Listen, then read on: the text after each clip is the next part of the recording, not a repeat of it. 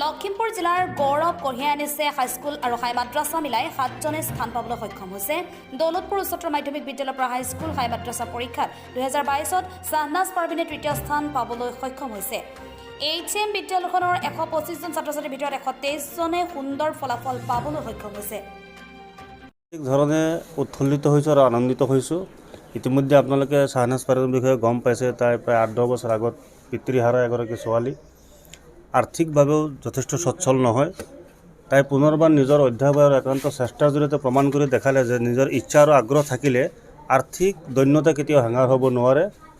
আমি গম পাইছোঁ তাই ভৱিষ্যতে এগৰাকী সুচিকিৎসক হোৱাৰ সপোন মনত পুহি ৰাখিছে। অনাগত দিনত তাইৰ এই সপোন বাস্তৱত ৰূপায়িত হওক, তাৰে আমি আন্তৰিকতাৰে কামনা কৰিছোঁ। এই স্বাগতে মই বিদ্যালয় পৰিচালনা আৰু উন্নয়ন সমিতিৰ সভাপতি হিচাপে মাননীয় অধ্যক্ষ মহোদয়ৰ লগতে আমাৰ এই বিদ্যালয়ৰসমূহ শিক্ষক শিক্ষয়িত্ৰীসকলক আন্তৰিক ধন্যবাদ আৰু কৃতজ্ঞতা জ্ঞাপন কৰিছোঁ।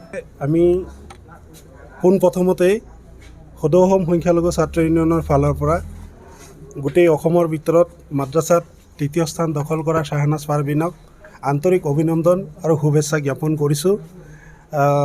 যে তেখেতে অতি দৰিদ্ৰ পৰিয়ালৰ পৰা বিলংছ কৰিছিলে, গতিকে তেখেতৰ দেউতা ঢুকুৱা আজি প্ৰায় 9 বছৰ হৈ গৈছিলে। মাকে এখন ব্যক্তিগত খণ্ডৰ বিদ্যালয়ত 3,000-3,500 টকা দৰমহা পাই ছোৱালীজনীক পঢ়াইছে আৰু ইমান কষ্টৰ বলত যে আজি ইমান এটা ভাল ৰিজাল্ট কৰিছে, সেইটো কাৰণে আমি গৌৰৱ অনুভৱ কৰিছোঁ। বিশেষকৈ আমাৰ এই পিছপৰা অঞ্চললৈ গৌৰৱ কঢ়িয়াই আনিবলৈ সক্ষম হোৱা শাহনাজ পাৰভিনে আমাৰ লখিমপুৰ জিলালৈ, আমাৰ এই পিছপৰা অঞ্চললৈ যি গৌৰৱ কঢ়িয়াই আনিলে, তাৰ কাৰণে আমি নথৈ আনন্দিত আৰু যথেষ্ট সুখী অনুভৱ কৰিছোঁ। আৰু তেখেতে যি সপোন পুহি ৰাখিছে, যে এজন ভাল চিকিৎসক হোৱাৰ যি সপোন পুহি ৰাখিছে, তাৰ ক্ষেত্ৰত যদি তেখেতৰ কিবা ফাইনেন্সিয়েলি হওক বা অন্যান্য ক্ষেত্ৰতেই যদি অসুবিধাৰ সৃষ্টি হয়, তেতিয়াহ'লে আমি সদৌ অসম সংখ্যালঘু ছাত্ৰ ইউনিয়নৰ ফালৰ পৰা সকলো প্ৰকাৰৰ সহায় সহযোগিতা, আপোনালোকৰ সংবাদ মাধ্যমৰ জৰিয়তে কৈছোঁ, সকলো প্ৰকাৰৰ সহায় সহযোগিতা তেখেতলৈ আমি আগবঢ়াম। আৰু এটা কথা এই চুগতে ক'ব বিচাৰিছোঁ যে অসম চৰকাৰে যি মাদ্ৰাছা বন্ধ কৰাৰ কাৰণে যে যি প্ৰয়াস কৰিব বিচাৰিছে, যে মাদ্ৰাছাৰ পৰা ডাক্তৰ ইঞ্জিনিয়াৰ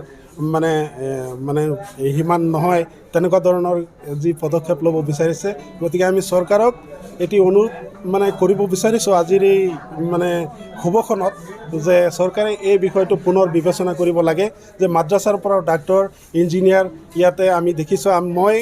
আমি এইখন স্কুলত মই ক্লাছ 5ৰ পৰা এইখন স্কুলত পঢ়িছোঁ, গতিকে আমাৰ এইখন স্কুলৰ পৰাই পঢ়ি যোৱা বহুত ষ্টুডেণ্ট মই দেখিছোঁ ডাক্তৰ ইঞ্জিনিয়াৰ হৈছে।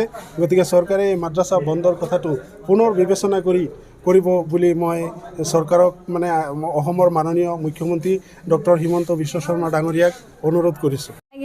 বহুত আনন্দিত হৈছোঁ, ভাল এটা ৰিজাল্ট কৰিব পাৰিছোঁ, সেয়ে বহুত আনন্দিত হৈছোঁ। ভাবিছিলানে এনেদৰে সাফল্য অৰ্জন কৰিম বুলি? মই পজিশ্যনত আশা কৰা নাছিলোঁ। মই ভাবিছোঁ মই ডিষ্টিংশ্যন পাম বুলি, এতিয়া পজিশ্যন পাইছোঁ, সেইকাৰণে বহুত আনন্দিত হৈছোঁ। দৈনিক কিমান ঘণ্টাকৈ পঢ়া শুনা কৰিছিলে? মই 10-11 ঘণ্টাকৈ পঢ়িছিলোঁ। ভৱিষ্যতে কি হোৱাৰ আশা? মই ডক্টৰ হ'ম বুলি ভাবিছোঁ।